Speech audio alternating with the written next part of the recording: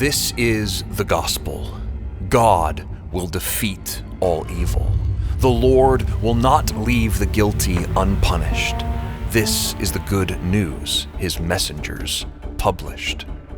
And this was the good news Judah needed to hear, for they were in fear of the hostile nation Assyria. A vicious war was near, and no crueler nation had appeared than the violent Assyrian capital, Nineveh. Their war tactics were as wicked as they were wise. Nineveh swallowed nations whole and consolidated regional control until they surrounded Judah's northern brother Israel on all sides. So Israel and her tribes fought Assyria. They contended with Nineveh, and like so many neighbors before them, died. So a new message was sent. Assyria has defeated the innocent. The Lord has left guilty Assyria unpunished. There is no gospel, no good news left for his messengers to publish. Nineveh is advancing toward Judah and its capital, Jerusalem. God's people cannot defend against all the power and evil of the Assyrians.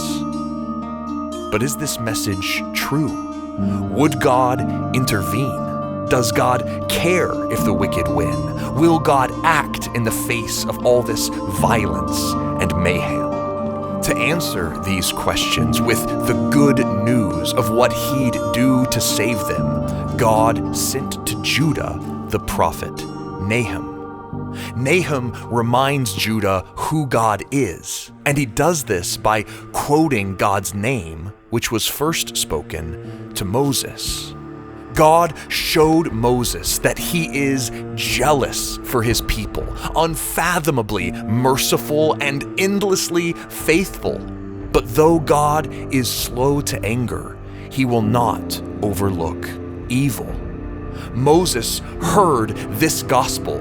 God will defeat all evil. The Lord will not leave the guilty unpunished. This is the good news that God's messenger Moses published. And this is the same news spoken to Judah by the prophet Nahum. God will not let the wicked win. God would wipe Nineveh off the map. He would not leave the guilty unpunished. He would not leave his good news unpublished. God would defeat all evil. And this is how he would accomplish his gospel: by raising up the Babylonians. God would use the mightier nation of Babylon to destroy the mighty Assyrians. God would use the stronger empire of the Babylonians to crumble Nineveh's strongest cities before him. But Assyria's defeat was only the beginning. God would continue to use stronger nations to punish evil empires as they come. When a nation becomes too wicked, God would defeat them through another one. And this cycle continued up to the wicked empire of the Romans. But is this the only gospel God intends? Are evil empires the only way God would punish the wicked? Is a never-ending cycle of war God's only response to violence and mayhem? The answer is no. God would end the cycle by sending the last nation, by raising up an empire that would be final. For Jesus brought a new kingdom, and this is his gospel. I will defeat all evil. I will not leave the guilty unpunished. This is the good news Jesus published. And this is the good news we need to hear. For the whole world is in fear of the hostile nations that continually appear, bringing more violence, evil, and war onto the global scene. The cycle of guilty nations seems never-ending. But in Jesus' death and resurrection, we see that God does intervene. For Jesus put an end to evil. Jesus held accountable the guilty.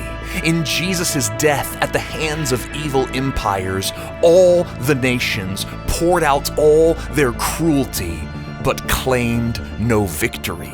They used all their might to conquer this final king, but came up empty. For in his death and resurrection, Jesus took the weapons of all evil nations and performed a final disarming.